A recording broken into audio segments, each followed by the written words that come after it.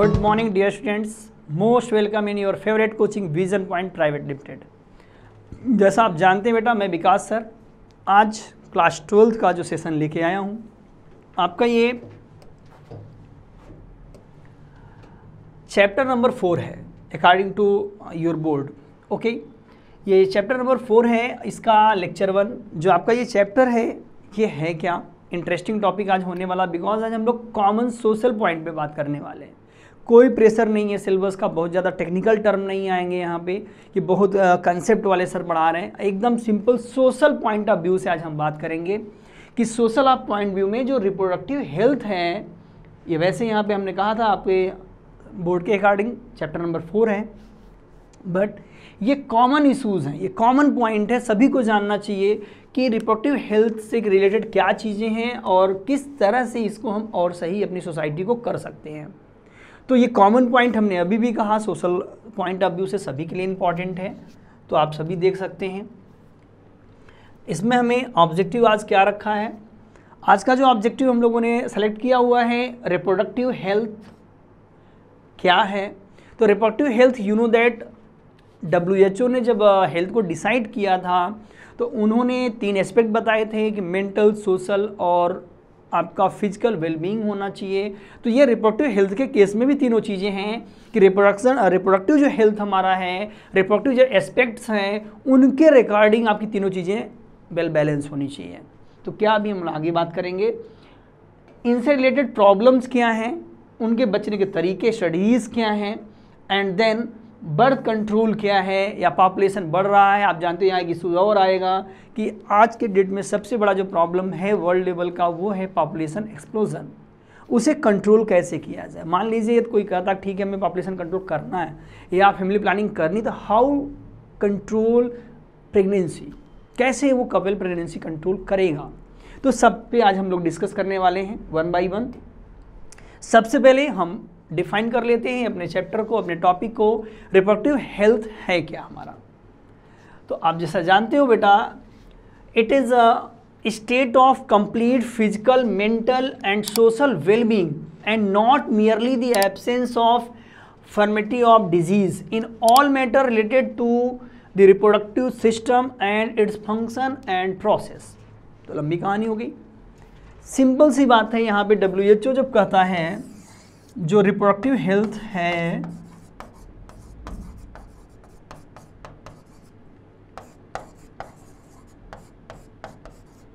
तो reproductive health में सबसे पहला तो फिजिकल पे हम पहले बात कर लें। फिजिकल का मतलब सिंपल है बेटा, बॉडी की फिटनेस से है। बॉडी की फिटनेस से क्या, जो रिप्रोडक्टिव ऑर्गन्स हैं मेल फीमेल के, वो प्रॉपर डेवलपमेंट किया है नहीं किया है, उनको हमें चेक करना है। गैमेट फॉर्मेशन हो रहा है नहीं हो रहा है, क्या चीज़ें हैं, कोई इम्बैलेंस तो नहीं है, तो ये फिट होना चाहिए। रिप्रोडक्टिव सिस्टम जो है वो पूरी तरह से फिट होना चाहिए, पहला। दूसरा सोशल,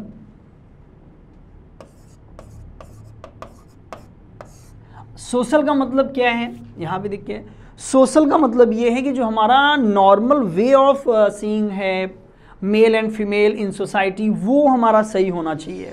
ऐसा नहीं है कि हम आप देखा होगा आपने, बहुत से ऐसे केसेस सामने आ रहे हैं जो फीमेल के साथ या लड़कियों के साथ छेड़खानी की हरकतें हो रही हैं या अदर चीज़ें हो रही हैं। किसका नतीजा है, ये सोशल पॉइंट ऑफ व्यू से।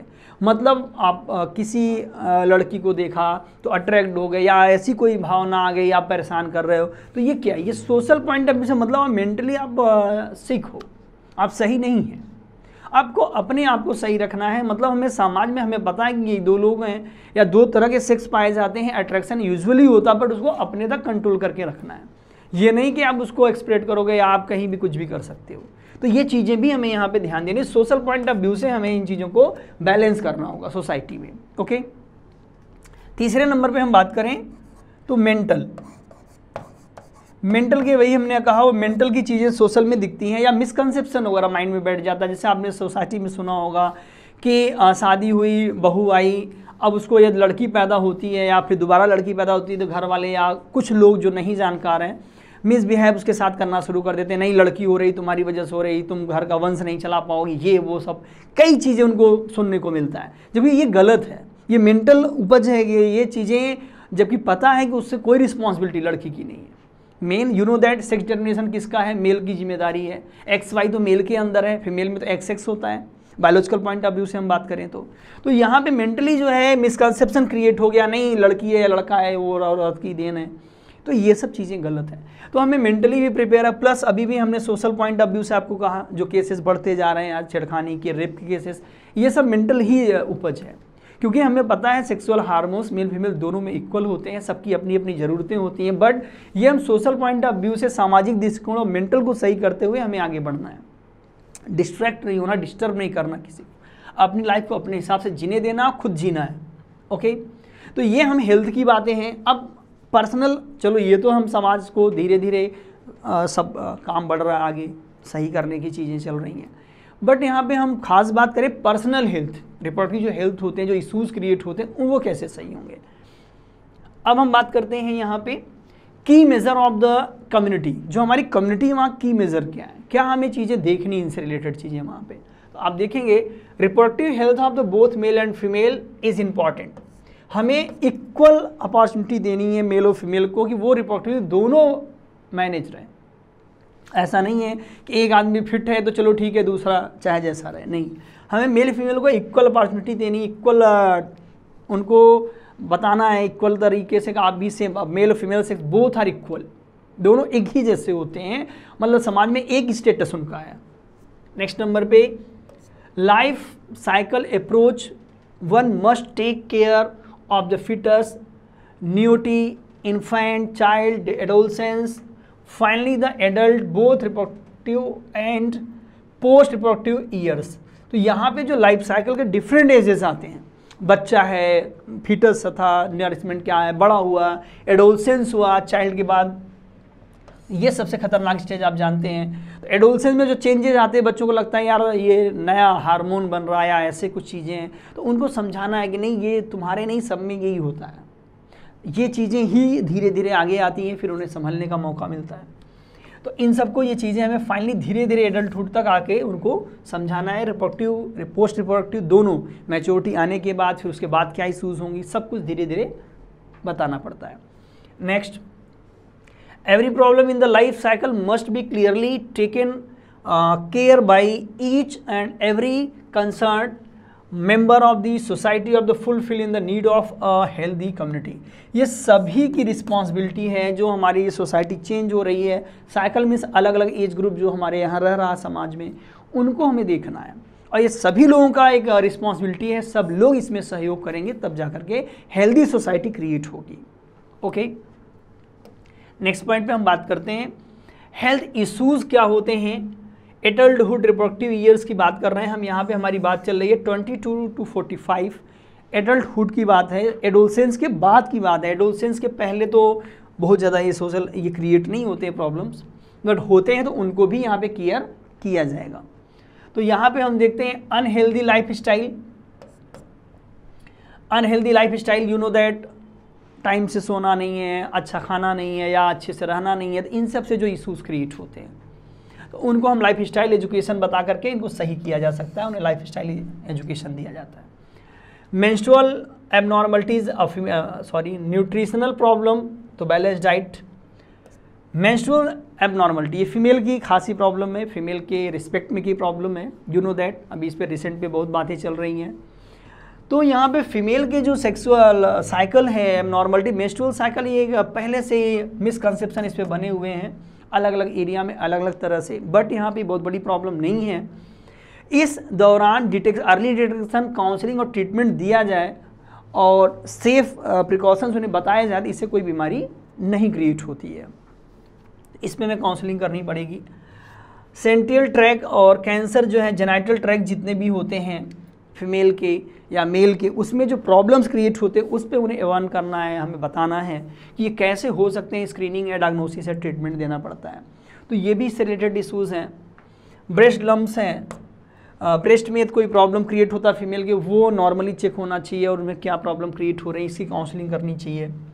Genital tract binning tumour, you know that binning tumour का मतलब या इनिशियल ट्यूमर का मतलब है जनरल ट्रैक वगैरह में कहीं ट्यूमर बन रहा है या कोई ऐसे इशू क्रिएट हो रहा है जो नहीं समझ पा रहे थे, इसके लिए भी प्रॉपर ट्रीटमेंट की ज़रूरत पड़ती है। रीज़न क्या है, ये ऐसे ऑर्गन्स हैं जहाँ पे लोग बातें कम करते हैं या कम शेयर करते हैं, तो इसके लिए हमें उनकी प्रॉपर काउंसलिंग करनी पड़ती है कि हाँ आपको यहाँ पे प्रॉब्लम हो सकती है, यहाँ यदि ऐसे सिम्टम्स दिख रहे हैं तो ये प्रॉब्लम होगी, आप इसका ट्रीटमेंट करा लें। क्योंकि हमारे समाज में आज भी सेक्सुअल रिलेटेड जो डिजीज़ हैं या सेक्सुअल एस्पेक्ट पे बातें कम होती हैं, तो उनकी बीमारियां क्या है आने वाले समय में बड़ी हो जाती हैं, इनसे डेथ हो जाती है पर्सनस की। तो इन सब चीज़ों पे हम फोकस कर रहे हैं कि हमें इन पे भी छिपाना नहीं है, तो कोई प्रॉब्लम होती है तो उसे कंसल्ट करना है, प्रॉपर काउंसलिंग लेनी है और ट्रीटमेंट कराना है। Excessive vaginal discharge female body की प्रॉब्लम है, मेल में जनरली चीज़ें कम होती हैं ये सब, इसलिए मेल का यहाँ नहीं है। फीमेल बॉडी में एक्सेसिव वेजाइनल डिस्चार्ज हो रहा है या फ्लूइड रिलीज हो रहा है, तो ये भी एक प्रॉपर प्रॉब्लम वीकनेस की है, लगातार वो वीक होती जा रही, कमज़ोर होती जा रही, बॉडी ग्रोथ नहीं कर पा रही है। तो हमारी भाई अब फीमेल बॉडी यदि वीक हो रही है तो वो किसी की मदर है या किसी का और है रिलेशन, तो वो कैसे केयर कर पाएगी दूसरों का। तो ये चीज़ें भी यहाँ हमें बैलेंस करना है या देखना है, उनको काउंसलिंग देना है। Pre material general health Evan करना। एनीमिया, फीमेल में एक एनीमिया की खासी वजह रहती है मेंस्ट्रुअल साइकिल। तो एनीमिया की जो प्रॉब्लम है यहाँ पे ये आपको दिखेगा, एनीमिया की प्रॉब्लम मेंस्ट्रुअल साइकिल से रिलेटेड है। यू नो दैट फीमेल में जो सेक्सुअल साइकिल चलता है आफ्टर सेक्सुअल मैच्योरिटी, ये हर मंथ आता है, एंडोमेट्रियम की वॉल ब्रेक करते हैं, प्रीवियस लेक्चर में हम समझा चुके हैं, आप जाके देखिएगा एक बार जरूर उसको। तो वहाँ पे आपको दिखेगा कि कैसे हम blood time to time release होता रहता है, तो कंटिन्यू ब्लड रिलीज होने से उसमें एनीमिया का शिकार हो जाती है फीमेल। तो एनीमिया आप जानते हैं ब्लड की कमी है, तो इसलिए इन्हें आयरन युक्त चीज़ें खाने को सलाह दी जाती है, ग्रीन वेजिटेबल्स है, प्रोटीन से लेना पड़ता है जिससे ये बनता रहे। तो एक प्रॉपर बैलेंस डाइट होना चाहिए फीमेल का। ओके, अब हम बात कर लेते हैं, देखिए यहाँ पे स्ट्रेटजीज लिखा हुआ है, ये हमने प्रॉब्लम्स और उसके सलूशन बताए।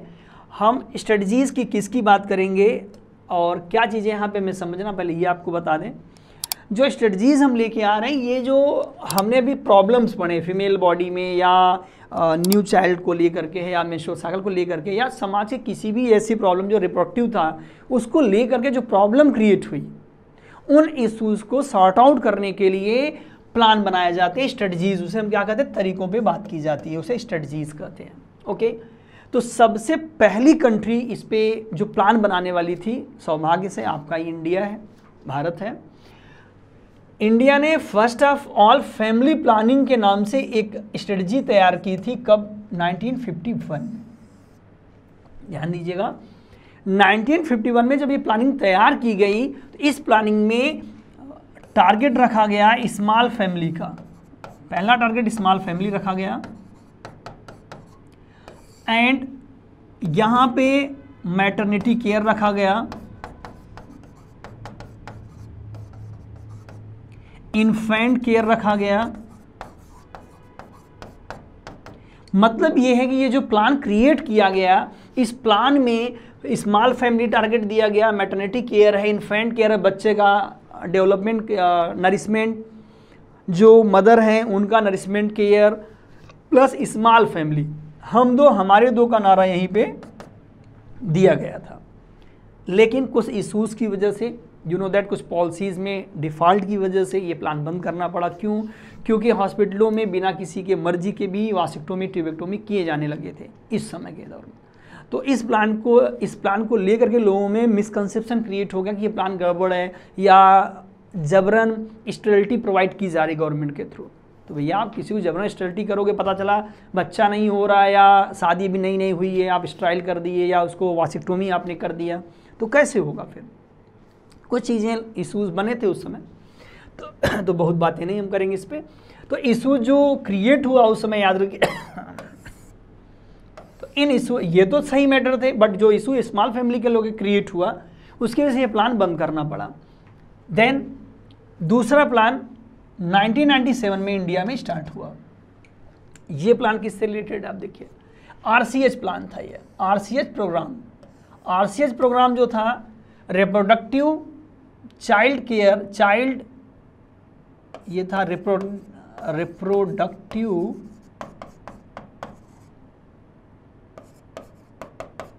Child health care programme.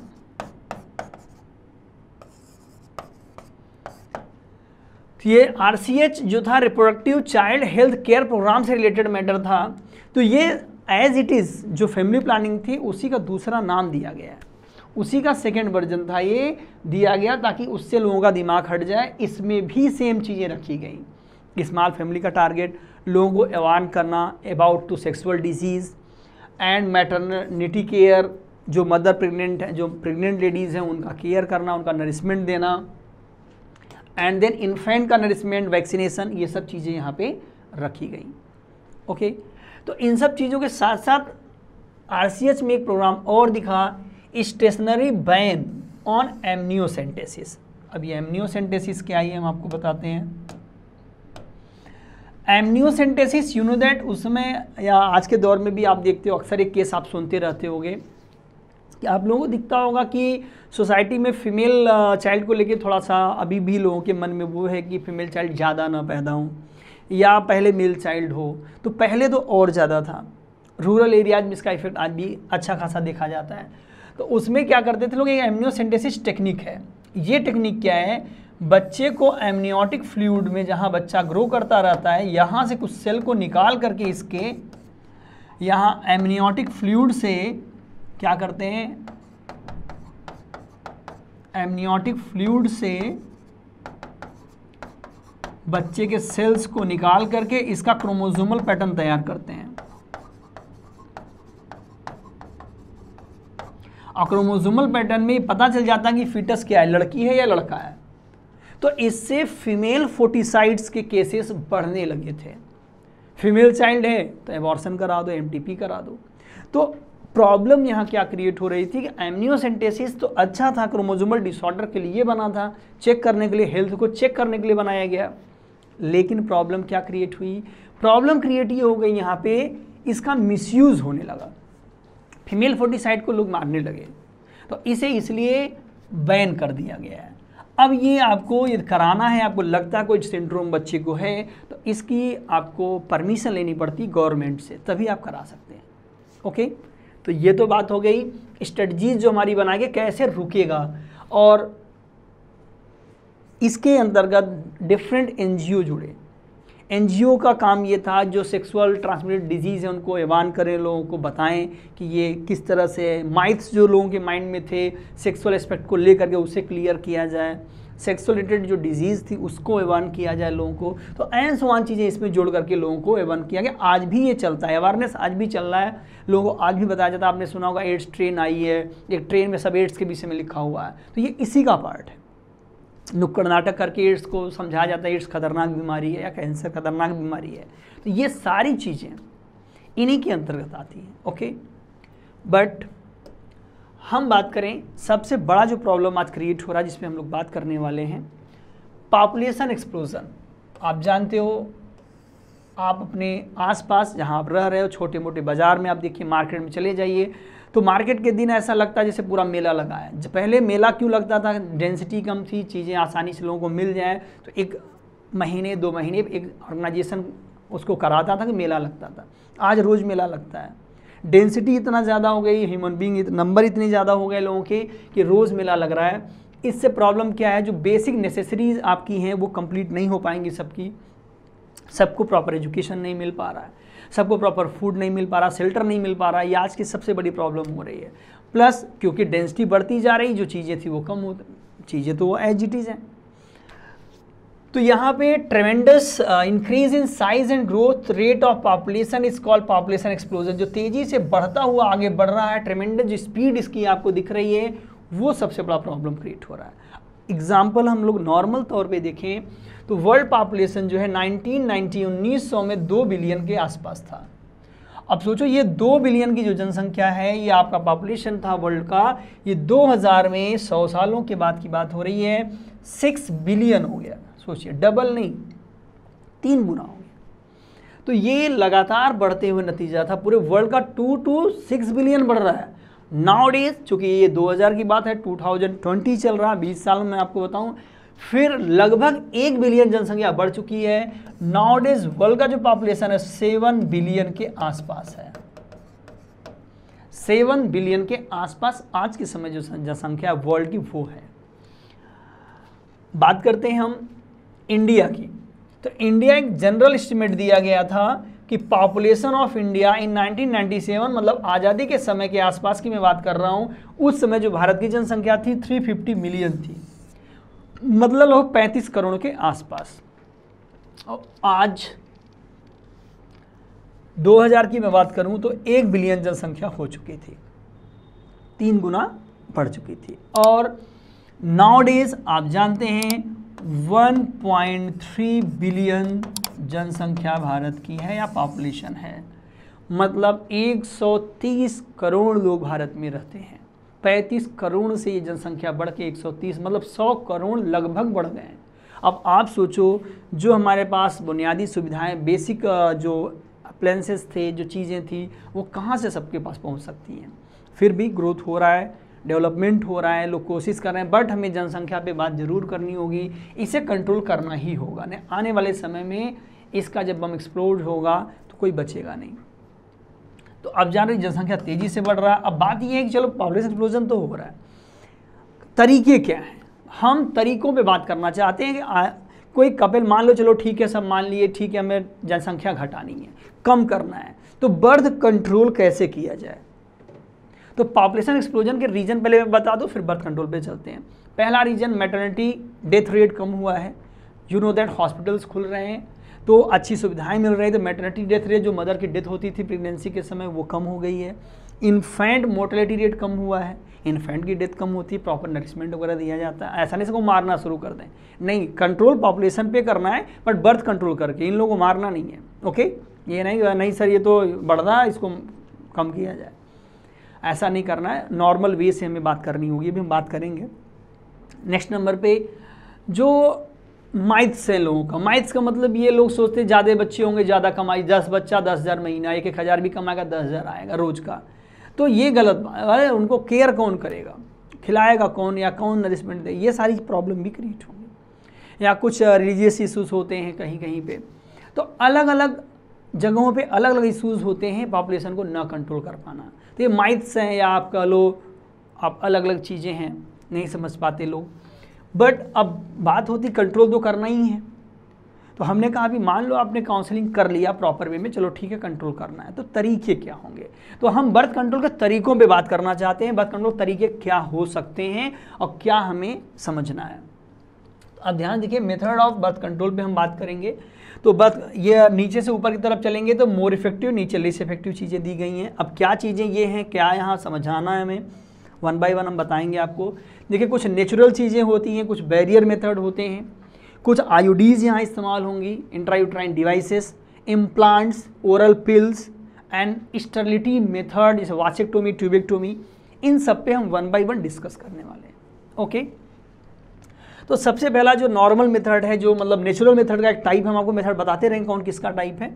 तो नेचुरल मेथड का जो टाइप है आप नोट करिएगा। सबसे पहला नेचुरल मेथड का टाइप है विथड्रॉल मेथड या स्पर्मेसाइड मेथड।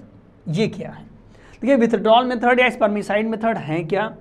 इसमें ड्यूरिंग कोइटस, सेक्सुअल एक्ट के समय, पीक ऑफ सेक्सुअल एक्ट क्या करना है, सीमेन को बाहर रिलीज करना है। सीमेन को वेजाइना में ना रिलीज करके वेजाइना के बाहर छोड़ना है। तो इससे बचा जा सकता है प्रेगनेंसी से। या स्पर्मेसाइड, कुछ जेल आते हैं, जो स्पर्मेसाइड के नाम से फेमस हैं।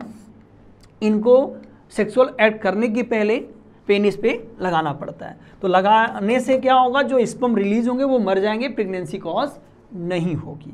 तो ये चीज़ें हैं जिनसे बचा जा सकता है प्रेगनेंसी से, बट ये लेस इफेक्टिव हैं क्योंकि ये फिजिकल वे है, इसमें बहुत ज़्यादा असरदार ये नहीं होते हैं।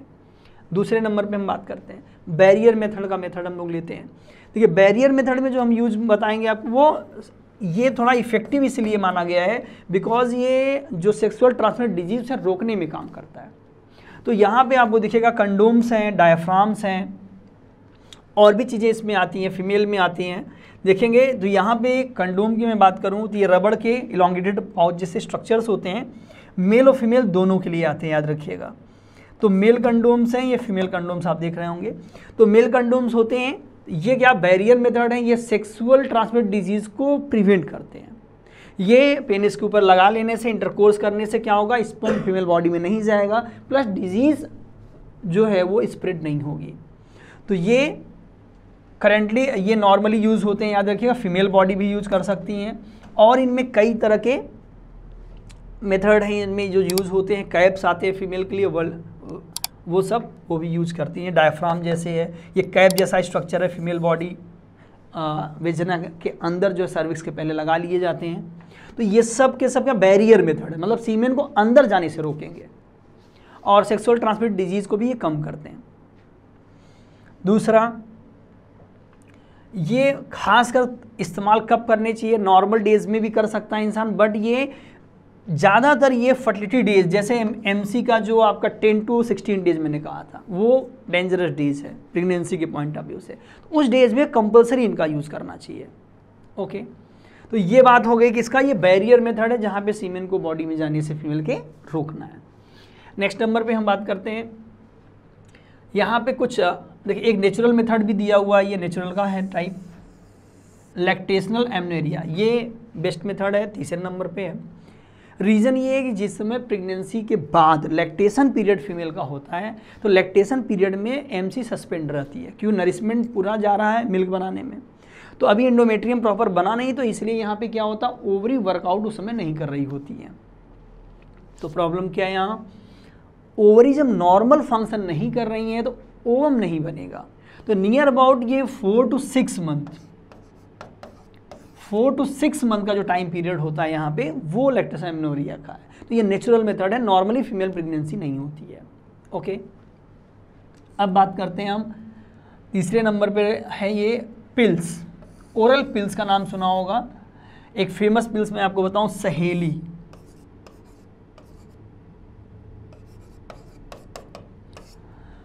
जो सहेली पिल्स है ये CDRI लखनऊ ने डेवलप किया है। ये 21 दिनों तक 1 by 1 लिया जाता है फीमेल के थ्रू। इसमें एस्ट्रोजन प्रोजेस्टेरॉन के कॉम्बिनेशन होते हैं हार्मोन्स के। ये combination ovulation as well as implantation को प्रिवेंट करते हैं।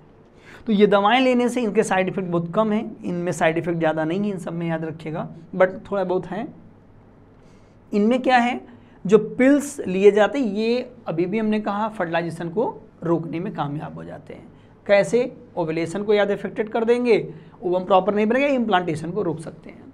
तो पिल्स इसी तर्ज पे इंजेक्टेबल्स होते हैं, याद रखिएगा। इंजेक्टेबल्स, यू नो दैट, यहाँ पे देखिए इंजेक्शन बना हुआ है। तो ये एस्ट्रोजन प्रोजेस्टेरॉन के स्पेसिफिक डोज होते हैं जो फीमेल बॉडी को लगाए जाते हैं फीमेल में, जिनसे ओवुलेशन, वही कहानी, ओवुलेशन इम्प्लांटेशन को ये प्रॉपर वे में नहीं होने देंगे। तो ये तरीका किसका है, इंजेक्टेबल का तरीका, याद रखिएगा। नेक्स्ट नंबर पे कुछ रिंग्स होती हैं, पैचेज रिंग्स होती हैं, वेजिनल रिंग्स आती हैं, इनमें भी हार्मोन्स के फिट कर दिए जाते हैं, वेजिनल रिंग्स लगा दी जाती हैं और धीरे धीरे हार्मोन्स रिलीज करते हुए स्पर्म को किल करते रहते हैं, प्लस फर्टिलाइजेशन को रोकते हैं। तो ये कहानी हो गई कहाँ पे, ये तीसरे नंबर का था, जहाँ पे हमने बैरियर, पिल्स, इंजेक्टेबल, तीनों चीज़ों पे हमने बात की। नेचुरल मेथड था यहाँ पे। नेक्स्ट नंबर पे आते हैं, देखिए फीमेल के लिए स्पेशली सब दिए गए, मेल के कुछ ही थे यहाँ पे। अब हम बात करते हैं मोर इफेक्टिव, सबसे ज़्यादा इफेक्टिव क्या होता है। इंडिया में मोस्ट फेमस जो होता है या इफेक्टिव है आईयूडीज। ये इंट्रा यूट्राइन डिवाइस है, intra uterine device. Intra uterine device जो है ये बिना सर्जरी के फीमेल बॉडी में सर्विक्स में फिट कर दिए जाते हैं और ये अलग अलग टाइप के आते हैं, अलग अलग टाइप के होते हैं। जैसे यहाँ पे आप आईयूडीज देखेंगे तो ये non medicated, medicated, hormonal and copper T या कॉपर रिलीजिंग हार्मोन होंगे। तो ये कई तरह के होते हैं। तो आईयूडीज जो है कॉपर वाले हो सकते हैं, कॉपर टी जिसे फेमस है, या मल्टीलोट 365 हो सकता है, या LNG20 हो सकते हैं, ये एग्जाम्पल्स हैं। ओके, तो ये जो एग्जाम्पल्स हैं ये अलग अलग तरह के क्या हैं, आईयूडीज हैं। ये आईयूडीज फीमेल बॉडी में इजी वे में फिट कर दिए जाते हैं, कहाँ पे, सर्विक्स एरिया में। ये स्पर्म के मोटिलिटी को सप्रेस करेंगे प्लस स्पर्म को अंदर जाने से रोकेंगे फीमेल बॉडी में, तो फर्टिलाइजेशन को ये प्रिवेंट करते हैं। तो ये दोनों तरह से करते हैं, जब बैरियर मेथड भी काम करते हैं और हार्मोनल तरीके से भी वर्क करते हैं। तो इंडिया में मोस्ट फेमस जो मेथड है बर्थ कंट्रोल का वो आईओडीज है। हमने कहा सबसे फेमस कॉपर टी है, कॉपर टी सबसे फेमस है यहाँ पे। अब इन सब के बाद ये गैप करने का सबसे अच्छा तरीका है, क्योंकि इन सब तरीकों से बच्चे में गैप किया जा सकता है, या आपको फैमिली प्लानिंग की जा सकती है कि कितने दिन के बाद बच्चा चाहिए। तो ये कई सालों का लगते हैं, 5 साल, 7 साल, 3 साल, अलग अलग टाइम का आता है, और ईजिली रिमूवेबल है, रिवर्सिबल है, रिवर्स किया जा सकता है, निकाला जा सकता है। बट यहाँ पे एक परमानेंट मेथड टाइप का हम देखें, स्टलाइजेशन जिसे कहते हैं, फीमेल स्टलाइजेशन की मैं बात करूँ और मेल की, दोनों की। तो फीमेल में जो स्टलाइजेशन का मेथड होता है वो ट्यूबेक्टोमी होता है। फीमेल बॉडी में आप देखेंगे यहाँ पे ट्यूबेक्टोमी दिखता है। ट्यूबेक्टोमी में क्या करते हैं, जहाँ से फिलोपियन ट्यूब ओवरी से रिलीज होती है बोथ साइड से, उसको नज़दीक में कट करके यहाँ पे बाइंड कर देंगे बोथ साइड से। तो ट्यूबेक्टोमी जो फीमेल बॉडी में होती है, इससे रिलेटेड क्या है कि जो ओवम का फॉर्मेशन है वो तो होगा, नॉर्मल हार्मोन्स भी बनेंगे, मेंस्ट्रुअल साइकिल भी चलेगी, लेकिन ओवम यहाँ आकर के यहाँ पे वेट करेगा, क्योंकि स्पर्म यहाँ ये इनसाइड से इसका कनेक्शन नहीं है, कट गया है। तो ये यहाँ से कनेक्शन कटने की वजह से जो है क्या होगा, फर्टिलाइजेशन नहीं होगा। बट जो फीमेल बॉडी ट्यूबेक्टोमी करवाया है जिन्होंने, उनके बॉडी पे कोई फ़र्क नहीं पड़ेगा। क्यों? ओवरी एज इट इज़ है, हार्मोन्स ब्लड में जाते हैं, ब्लड के थ्रू बॉडी को बैलेंस करेंगे, मेंस्ट्रुअल साइकिल परमानेंट चलती रहेगी जैसे पहले चल रही थी। सिर्फ क्या प्रॉब्लम आएगी, सिर्फ प्रॉब्लम होगी ओवम के सर्वाइवल की। ओवम यहाँ पे पूरी तरह सर्वाइव नहीं कर पाएगा और फर्टिलाइजेशन को प्रिवेंट कर दिया जाएगा। इसलिए इसमें कोई खतरा नहीं, कोई रिस्क नहीं, नो रिस्क। रिवर्सल पुअर है, थोड़ा सा रिवर्सेबल इसका, और बाकी कोई इश्यूज यहाँ पे नहीं है। ठीक है, नेक्स्ट नंबर पे आपका है वासेक्टोमी। वासेक्टोमी की खास बात क्या है, वासेक्टोमी मेल का स्टलाइजेशन मेथड है। ये वासेक्टोमी जो है मेल में यूज होते हैं। यहाँ पे आप देखोगे कि वासेक्टोमी में क्या है, जो वास्ट डिफरेंस है टेस्टिस के पास से, जो वास्ट डिफरेंस अराइज होता है मेल में, जहाँ पे टेस्टिस है, स्क्रोटम यहाँ से वास्ट डिफरेंस आगे आता है, तो यहीं पे माइनर ऑपरेशन करके वास्ट डिफरेंस कट करके इसको बाइंड कर दिया जाता है बोथ साइड से। जब कट करके बाइंड कर दिया जाएगा बोथ साइड से, तो क्या होगा, एकदम सिंपल तरीका है। तरीका क्या है, ट्रांसपोर्ट ऑफ स्पर्म प्रिवेंटेड होगा। अब यहाँ इजीली ट्रांसपोर्ट तो हो नहीं पाएगा। अब आप देखोगे कि अब नॉर्मल जो वे है, अब बात कर लें हम इनके सेक्सुअल लाइफ पे, तो जो सेक्सुअल लाइफ ये परफॉर्म कर रहे हैं, जो सेक्सुअल लाइफ कंटिन्यू चल रहा है, वो कोई भी फर्क यहाँ नहीं पड़ना है। क्यों? रीज़न ये है कि ये जो टेस्टिस स्क्रोटम में प्रेजेंट है, यहाँ पे जो हार्मोन्स है ये प्रॉपर वर्क कर रहा है। तो हार्मोन्स प्रॉपर वर्क कर रहा है, हार्मोन्स तो ब्लड का मैटर है, ब्लड में जाएगा, पूरी बॉडी में रन करेगा और प्रॉपर वे में वो अपना काम करेगा। तो लोगों को माइथ्स होता, मिसकंसेप्शन होता कि हाँ ये स्टलाइजेशन करने से क्या सेक्सुअल लाइफ पे कोई फ़र्क पड़ना है या नहीं पड़ना। तो याद रखिएगा, इसका कोई भी सेक्सुअल लाइफ पे फ़र्क नहीं पड़ता है। बेस्ट मेथड है परमानेंट स्टलाइजेशन का ये। ओके, नाउ आज हमने क्या डिस्कस किया, हमने बेसिक पॉपुलेशन एक्सप्लोजन क्या है, उससे रिलेटेड मैटर क्या है, बर्थ कंट्रोल क्या है, इन सब पे डिस्कस किया गया। आपको कोई भी डाउट या क्वेश्चन हो तो आप लोग कमेंट बॉक्स में कमेंट ज़रूर करें और उसके आंसर प्रॉपर वे में आपको दे दिए जाएंगे। और एनी डाउट के लिए आप इस नंबर पे कॉल कर सकते हैं, अदरवाइज वेबसाइट पे संपर्क कर सकते हैं। Thank you.